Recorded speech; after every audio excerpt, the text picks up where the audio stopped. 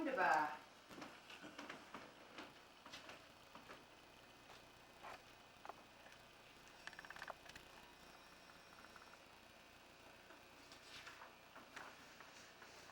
Yeah, these are the, this is what I'll be going through, the type of questions. They're pretty, once we start, we kind of do, early stuff, and then we'll go into the different stuff about what you did when you were in the service, where we...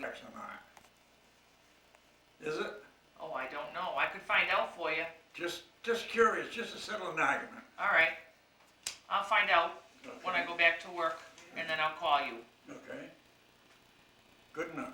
I don't think it is, but I'll double check. Yeah. You look like your father. You do. Yeah, the blue eyes have a lot to Yeah. do with it too, Yeah. yes. Yeah.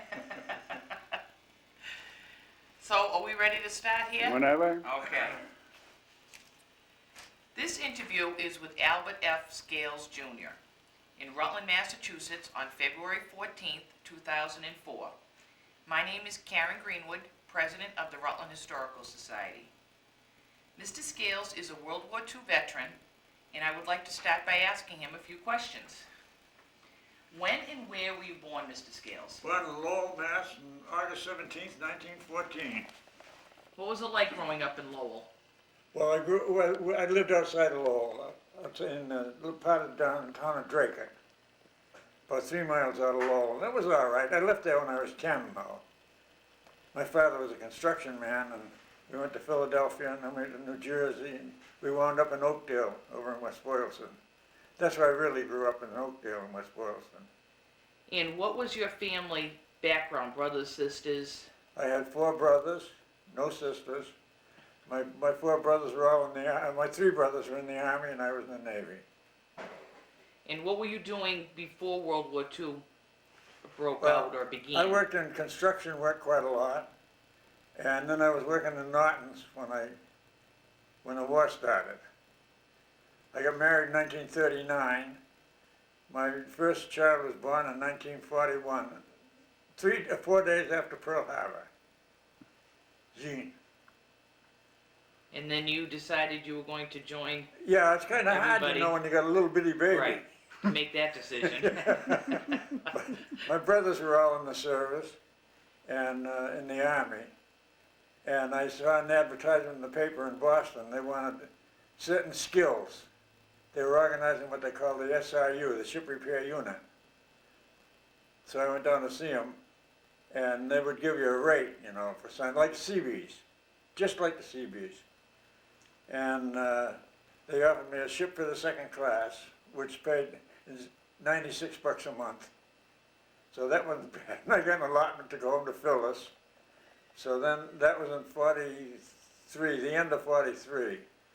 And I think in January 44, they sent me a notice, and I went down and was sworn in Boston. And from there, I went to Bainbridge, Maryland for a month for boot camp.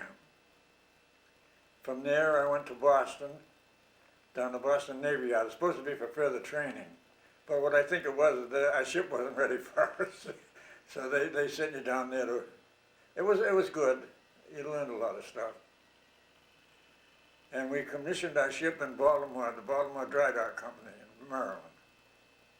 We shook down in the Chesapeake, and we left the States about, I can tell you.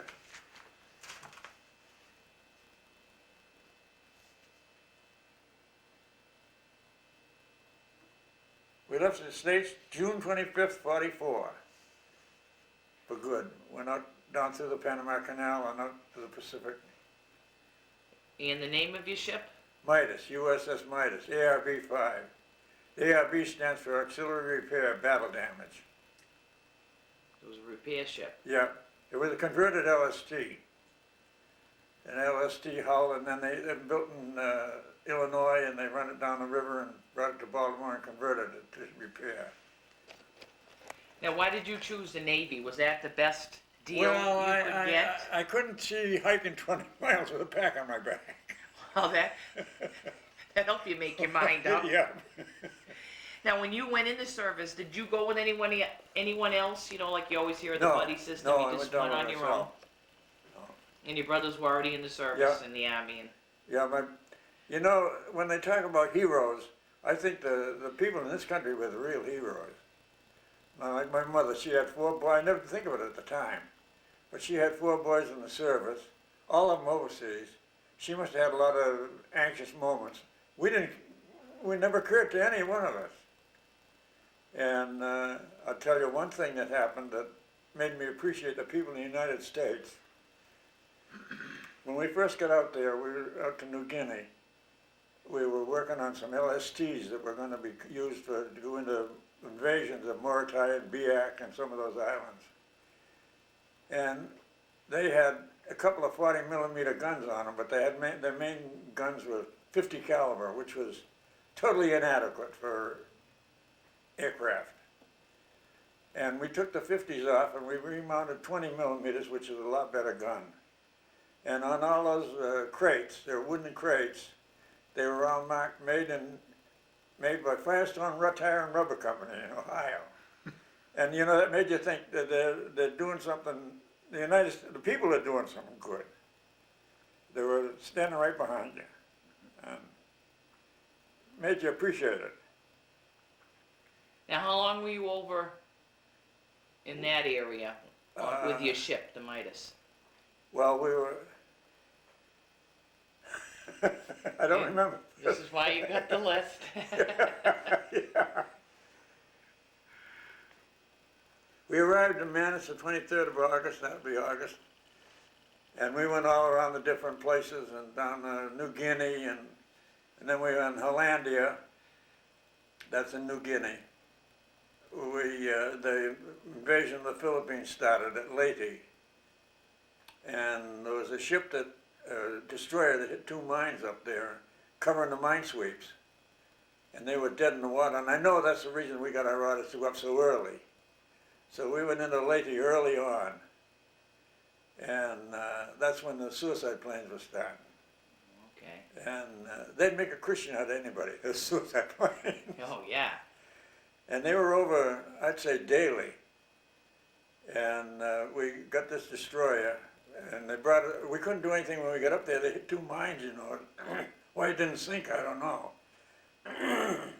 They got a little dry dock in there, and we put it in the dry dock. And we patched up one hole, and they sent a crew of salvage people from the States. They flew them out to fix the other hole. And we were used to the suicide planes by then, but we got hit by one when we were in there working on the dry dock. And when we had a fire watch for the ship's company furnished a fire watch, you know, where we were working. And he had phones connected to the bridge. And when the Japs come over, they'd give him the word to get out, and he'd give us the word, and we'd get out too. You know, Yeah. down like a rat in a trap. Yeah. And these guys, salvage guys that just come from the States, they used to holler, "Well, you want to live forever, blah, blah, blah, blah, blah." Maybe not forever, but a while. Yeah, a little while longer. And you know, we got hit a day or 2 later, and we never beat that gang out of the hold again. They always was ahead of us. Now, what was your specific job on the ship? A ship fitter. A ship fitter. What Yeah. does a ship fitter do? Well, just about everything, but welding, burning metal, and caulking, and the whole 9 yards. Riveting and everything. And we did a lot of inside work, you know, on pipes and stuff. Repairing all Yeah. the, whatever was damaged. But mainly it was, we'd burn out the wreckage, you know, a mine makes an awful mess out of a ship or a torpedo. And you have to get it in a dry dock and take all that damaged stuff out, throw it away and replace it. In this destroyer, we placed 40 feet of new keel in that one hole, and that's a lot. Oh, wow. 40 feet of keel is quite a little. So how long were you over there for? I'll tell you. We left Norfolk 25th of June, and when the hell did I get home? I got home 2 days before Christmas. That's when I got home. 45. 45. The following year. So we were in the Philippines. I was in the Philippines over a year, in Leyte. Mm-hmm. And then when you came back to the States, where were you stationed? Nowhere. I come back to the States. 2 days before Christmas, they sent me home. Said, show up after New Year's for discharge. They were processing them down in the Fargo building. So I came home and met my wife and family again. Then I went down and got discharged. I got discharged, I think it was the 5th or 6th of January. Out of Boston? Yep. Yep. And then from there, where did your life take you? What you learned in the Navy, did you use it in your civilian life when you got out? Well, I did in a way. I went back to work at Norton's till I got a artesian well drilling machine. And my brother and I, we were drilling artesian wells for years. Most of our career was drilling artesian wells. Did you ever see any of your brothers when you were in the No. service, so you never No. spoke to them at all? And One of them was in Italy. They went with the 88th Division. And my youngest brother was in the 2nd Infantry Division over in Europe, which was a hard-working outfit. And the other guy was in a combat engineer outfit in Europe, too. I was the only one in the Pacific.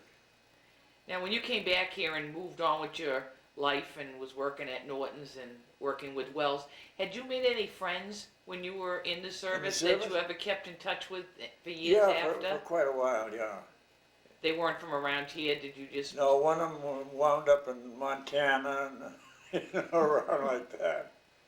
And as the years went on, you You kind of lose touch with them and stuff? Yeah. But I met some guys I really liked them, and I feel strongly to liking them to this day. Right. I'm sure you can remember some instances Oh, yeah. over there just like they yeah. were yesterday. Oh, yeah. Because you became very close under the circumstances. Yeah. If you didn't like them when you first met them, you liked them when you were done. Yeah. Well, we only had one casualty on our ship when we come into Leyte. We were coming in early in the morning. The Japs were over there, and there was a British destroyer ahead of us. And they shot down this Jap plane. And when we went by, it looked like the guy was floating by us, but actually he was floating in the water. We went by him at about 10 knots.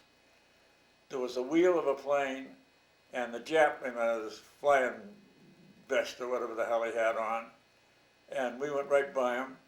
We got in the harbor, and there was the Japs were over, and we had a guy on a 3-inch gun crew, Colin Tony, and evidently Zero was trying to get away from the P-38, and he came right down like that at us. They wasn't looking at us, but I mean they were diddling up there, and this Colin Tony got a 50 caliber machine gun bullet right through his arm. I think it took his arm off, or it was hanging. Wow, yeah. We didn't see him. They took him off the ship, and that was the end of him. He didn't kill him, but I know he lost his arm. That was the first morning, so that's quite a rude awakening. Oh, right, exactly. Do you remember where you were when war was declared? I mean, were you at work? No, were you I at was visiting home? my wife's brother. It was Sunday afternoon when they declared war. And would you hear it over the radio? Yep. And when they dropped the atomic bomb, we had a destroyer tied alongside of us, and me and Jimmy Johnstad were working on the destroyer, and that was a mean job. It was in the peak tanks, and it was awful hot. We were just about finished, and we come up for a breath of air, and we were sitting there, and the guy leaned over from our ship. The two ships were tied side by side. Leaned over from the deck of our ship, and he says, "Hey," he says, "they just dropped a big banger of a bomb on the Japs." He said, "Just come over the radio." Yeah, we've heard that stuff before. Get on here. That's all the attention anybody paid to it. Nobody, till they dropped the second one. And then they figured, gee, maybe they got something there. Maybe it ain't a lot of baloney. Then the war was over. But back then, it's not like you had the TV that at No. the instant everything No, happened, no. somebody's there with a camera, and then you can understand and get a concept of it. It was just Yeah. word of mouth, or Yeah. they probably didn't even have pictures in the newspaper. It was just a No, story and we stuff. didn't have any newspapers. All we had was a service radio. We used to listen to this Tokyo Rose as You much did? as anything. Oh yeah, they had her on quite a lot. had pretty good music, and then she'd start telling the boys how homesick they were and all that stuff. Now, were you always on the ship, or did you pull into any ports Well, we'd along go in, your... but we never had any, if you got a Liberty, it was over on a beach with a coconut tree. There was no recreation. Yeah, yeah. That's a fact. Them islands, they can keep them. Now, when you were over there, what was the communication from back home? Did you receive a lot of letters? Well, we Was it slow? got mail, or- but some of it came on Liberty ship, and it was about 3 months late. Right.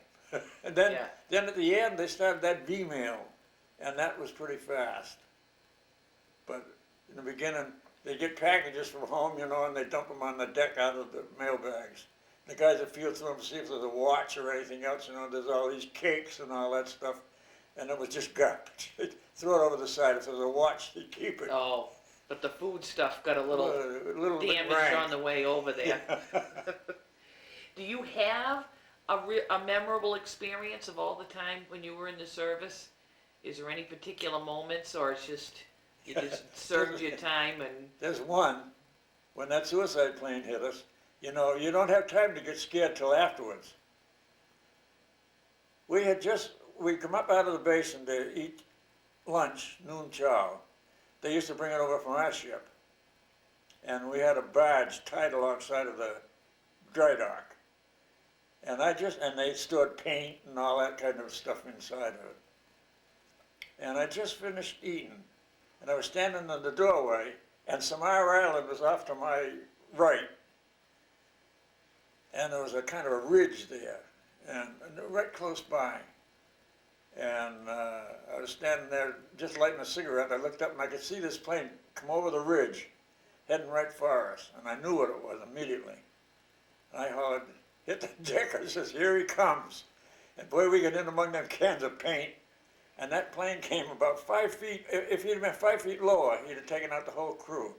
But as it was, he went across the fantail of the destroyer, and part of him went out the wing wall.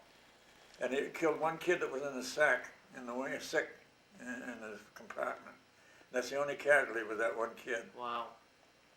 And that kid was slated to leave the ship and go back to the States because he was sick. His sea bag was on the quarterdeck, and the boat was late to take him, so he went and laid down on his bunk, and that's where he died. That's where the engine of that plane went right through. They never found any of them. Wow. And when you came back home, what was the reaction of family and friends? Did you just move on with Yeah, more or your less. life? Nowadays with the current wars, there's, big deals, and, you get your picture in the paper and stuff like that. Back then, you just came home and Just just came home, moved went to on with work. your life. Yeah. Did they have parades or ceremonies? Well, I guess they did for some people, but not for us. I mean, they were coming back every day. You couldn't have that stuff every day. When we got into San Diego, we pulled into San Diego. They pulled up to the dock because 2 days before that, on the way in, this kid that was in the crew, he was down in the machine shop making a souvenir out of a 20mm shell. And it had it in a vise, and the damn thing went off, and the shell went through him, and it through his bladder. So we cranked up the other boiler and come into San Diego on flank speed. And so we pulled right up to the dock, and when they got there, the ambulance was right there with a basket stretcher. Took them right off the ship and took them to the hospital. And 2 girls came on. They were Navy uniform auxiliaries, and they had cartons of milk, chocolate milk and white milk, those regular cartons, right by the quarterdeck. They would line up and giving it to you. That was the first milk we'd had for a long time. Boy, Wow. and I tell you, those girls looked good too, because they had shoes and stockings on. Everybody's looking at their legs, shoes and stockings. It looks beautiful. Now, did you get off in San Diego, or you just No, we got docked off- there, and then you... We got off and come on the train on the Santa Fe Railroad across on the train to Boston. You remember how long that took you to come Yep. home? Yep, I do. From Saturday night we left LA to the following Saturday night we got into Boston. A week? Oh. And was it all filled with service people and stuff? Yeah, it was a regular service Service train. train, yeah. But see, we were coming east, and that's a single-track railroad on the Santa Fe. All the trains going west, most of them are hauling guys to go over there to relieve the guys that were there. So they put us on the sidetrack and give them the right way. Get them over there. Yeah.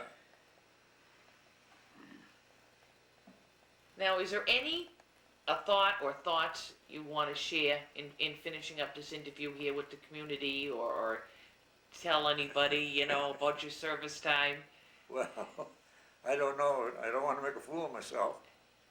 But these politicians get me disgusted nowadays. Now they talk about the war over in Iraq. I think those fellows did a marvelous job over there.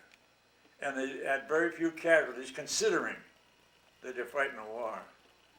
Because I can remember one time when the 7th Fleet, they got caught in a typhoon up off Okinawa. They rolled over 3 destroyers. They lost 700 men in a storm. You know, that's...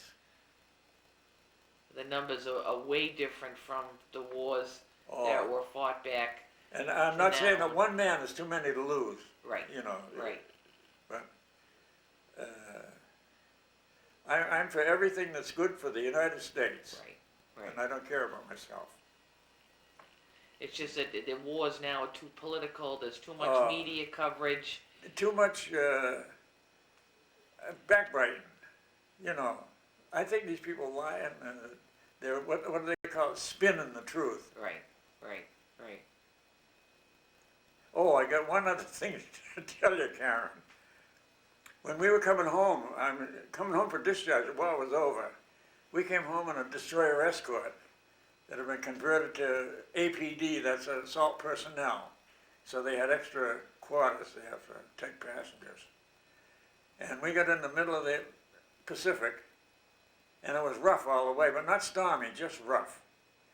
And we were in the middle of the night, we were evidently quartering the sea like that, and we hit, something hit us, I think it was a rogue wave, what they call a rogue wave.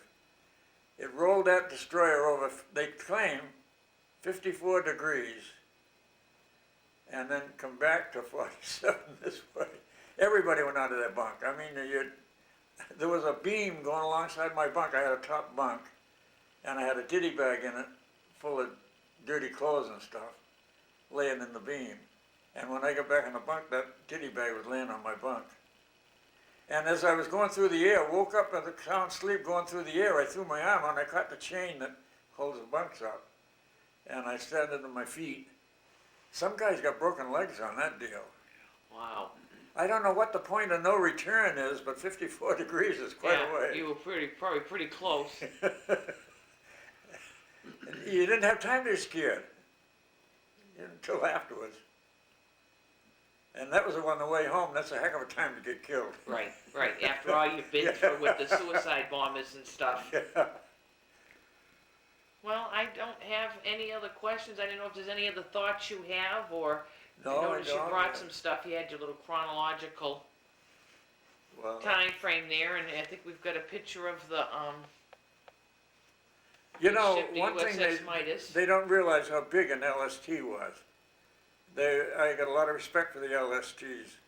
They were 325 feet long and about 50 feet wide, and they could take 3,000 tons of cargo of men and material, and land them on the beach, open the bow doors up, put the ramp down.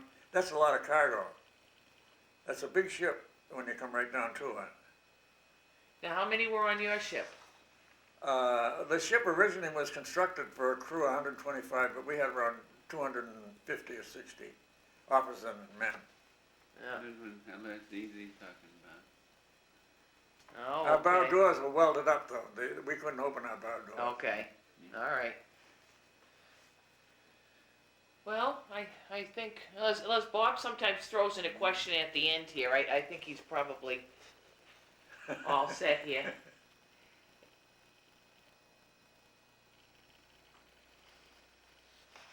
You've always lived in the same house in Rutland? Since they come home, yeah. Yeah. Yeah. And had additional children after Jean. 3 more. Leanne and David and Susan. I tell you, well, I'll tell something I'll tell everybody till the point of getting boring. I had 4 kids. You have your problems and your bumps in the road. Now I got 4 good friends. That makes me feel good. It's worth it. Did any of your, do you have any family, the next generation or after that went in the service? My son David was in the service. Mm-hmm. Yeah, David was in. He was in Germany during the Vietnam War. He was in the military police, and they sent him over to Germany, and he was there a couple of years. But then the generation after that, the draft has been gone, Oh, so, yeah. you know. But there'll come another one, and I hope nobody, people get hurt when it's wartime, you can't help it. But the people in the United States, they're the ones that count. They're the ones that back up the people in the service, and that's what the service is for, is protect them. And I'm everything for the United States, and these politicians, they beginning to irk me with lies and political stuff. All of them. I ain't big on party-wise at all. If they had, most of them had maybe served, they'd have a different outlook on life, I think, if Well, they had. maybe. We don't know it didn't happen. We don't know if it's gonna happen in the future. We just gotta Yeah. keep our faith and keep raising the colors. Just remember the United States. That's the main part. And I ain't flag waving either. I never was a flag waver. But I believe in, without the United States, your whole family is done. You're a slave of somebody else. Yeah. Yeah, we're very blessed. Yep. All right, Bob, I think that's it for the interview. Okay, All right? yeah. Now, if I made a fool of myself, Karen, No, throw it away. No, it was wonderful. It was wonderful. Yeah, I very thank good. you very much.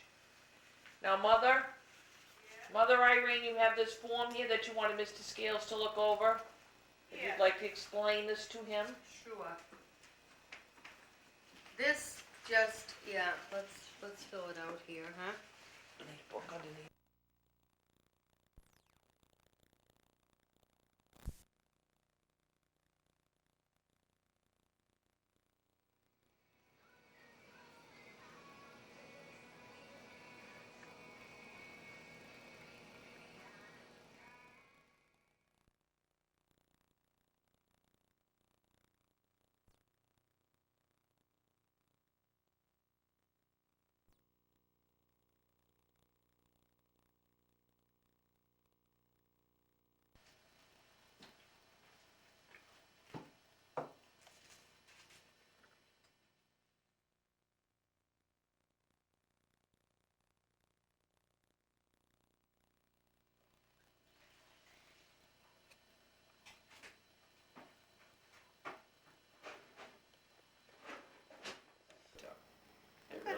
I'm gonna ask you to switch hats, I guess I'd say, and, because I also wanna talk to you about, interview you as a veteran, which is kind of a different thing. Now you have to leave Rutland for a time, and, what year did you go into what branch of the service? I went into the Marine Corps in 1951, March of 1951. Ah, I went through boot camp down at Paris Island.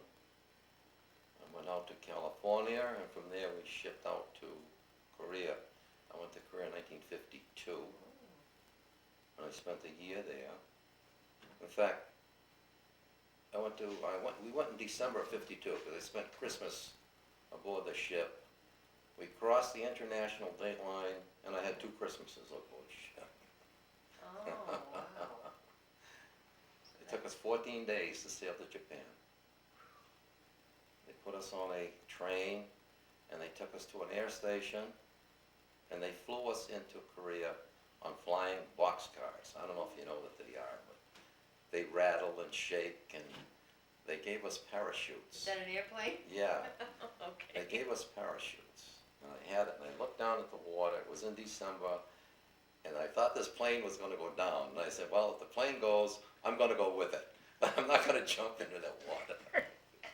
Pretty scared, yeah. But really, my experience experience in the service, it's not like with the when with World War II. Ours was a forgotten war. Yeah. You know what I mean? Yeah. It really was, and it still is. And it was an awful place to fight. Yeah, were you married then? No, No, no. so that was good. You No. just weren't leaving somebody It home. was the hottest place in the summer and the coldest place in the winter. I mean, it was just a lousy place, Wow. really was. Yeah, I'm glad that. Yeah, and I was in communications. I was a foreign observer. So actually, by the time I didn't get that much action and stuff in, but I got some, because by the time it was in June of '53 that they signed the armistice. So it was 6 months from December, and then we were in and out. Mhm. But things were just a lot different than they are now, Yeah. and the way they were in World War II. It just isn't the same type of thing anymore, you know? No, it's a different, yeah. But why did you join the Marines, or was there a particular reason, or? No, it's just something that I wanted to do. My parents didn't like the idea at all. They were very upset. They thought I should join the Navy, the Air Force. Mhm. But no, this is what I wanted to do, and I did it, because they didn't stop me or anything. And there wasn't anyone else like in town that you joined up with that? No, not from Rutland. At No. the time I went, there was probably a bunch of guys. There was some from Clinton and a few around that we all met and went down south on the train.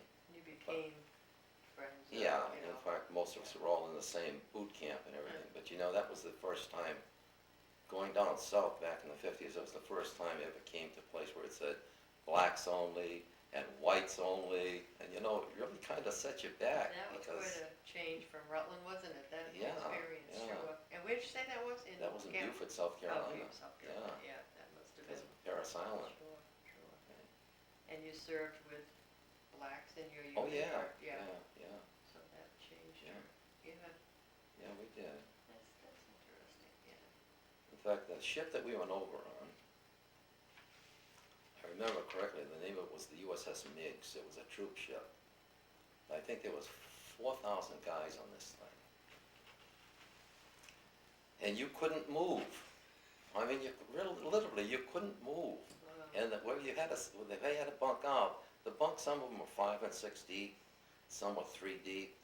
And if you had a big guy on top, and that thing was so weak, you couldn't even turn, you know what I mean? It was awful.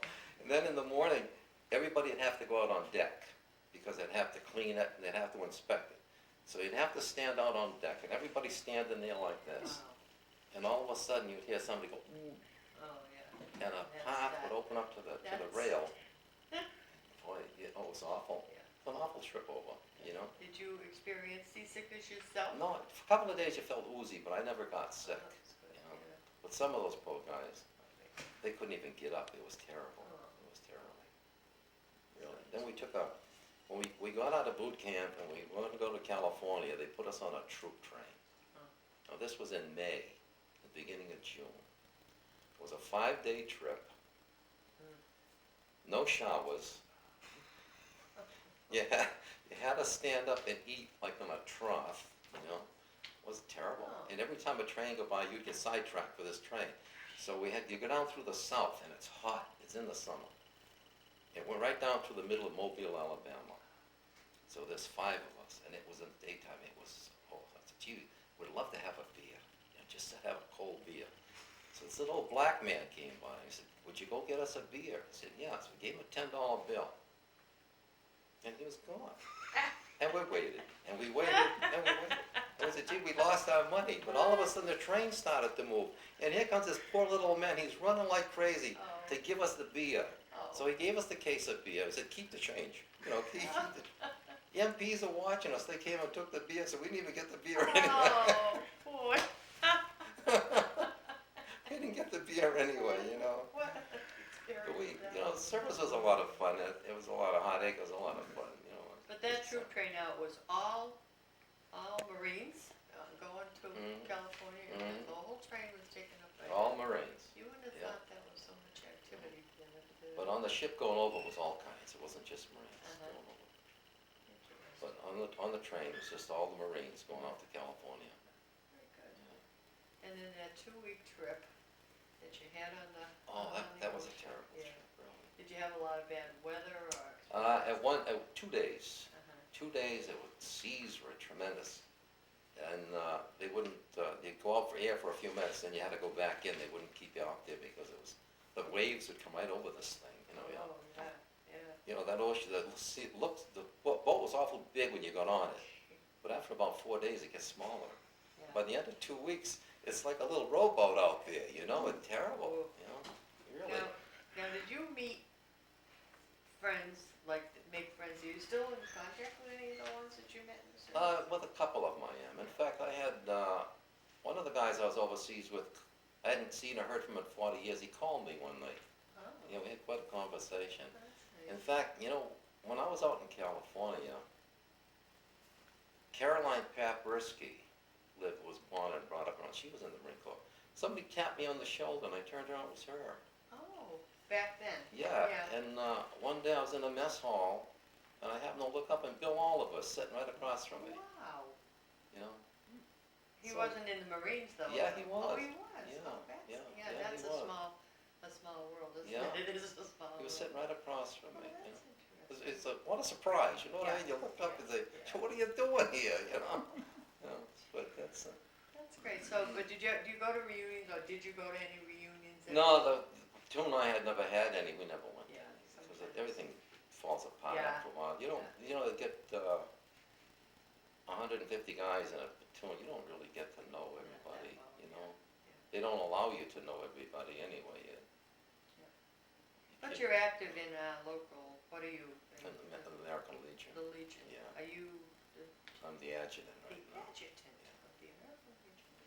Well, that's good. I was commander for a number of years, not Don Doteo. That's very interesting. And now, when you were over there in Korea, were there any, like, USO things, like Bob Hope type things that you Oh, had for absolutely. entertainment? There were some good shows. I never saw any big stars. But they had a lot of USO shows that were really good Oh, shows. that was And interesting. they'd come out, you know. Was it helpful to Yeah, you? oh, yeah. Well, like I never saw any big stars out there or anything, you know. Bob Hope was he still going then? Well, he was must still have been. going, Yeah. yeah, but I mean, He he would just go didn't have Christmas it, time yeah. and, you know, different places. He'd go right up where a lot of the soldiers and stuff were too, you know. But they did have good shows, they really did. And what year did you get discharged? Like 1954. 54. Were people glad to see you when you got home? Oh, I see, yeah. Were you glad to be home? Yeah, I was. Yeah. Now, did you- I had had enough of it, Yeah. really. Did you get your job back? Like today Yeah, they have. Yeah. So the same job, Mhm. which was. Yeah, they had to give it back to me, At the state. yeah, Yeah. Yeah. So then you went back and then Yes. you just continued on and yeah. you met Barbara They in had the They circumstances. had to give you military leave, you know. Yeah. They had to give it back. Well, that's good. So in all, you were gone, what, about? 3 years, Oh, well, yeah, that was 3 years out of your life yeah. that you had totally different than what Rutland was. You Oh, experienced yeah. the world, which, but, you know, it was, did you get to see any parts like, Oh, out to Japan. yeah, Yeah, it was nice. That's a nice country. Clean and honest and, Were you on leave then when you went to Japan? Yeah, Like that was yeah, your break yeah, to go yeah, to Japan? yeah. And that was Yeah. fun, huh? But most of the time I spent in California, Yeah. which was nice. It was nice, huh? Any other service experiences you think of, or? Not really. Like I say, it was such a different type of war that, you know, Well, you weren't really in combat, cause you were, for a little bit, for a little, was it yeah. scary, or? Oh, yeah, it is, you know. Yeah, it is. I don't say too much about it, but it is frightening.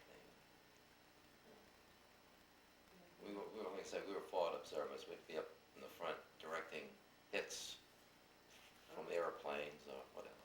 And you were in Yeah, imminent so I danger? saw some. Yeah. Not much, but some.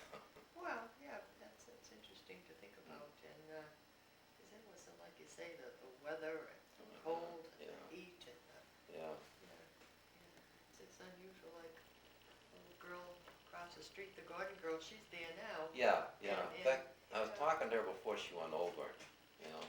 Of course, it's a modern country today. Yeah, I know. It's a modern country, you There was She's way, nothing but shacks and dirt and rice paddies when I was there, you know.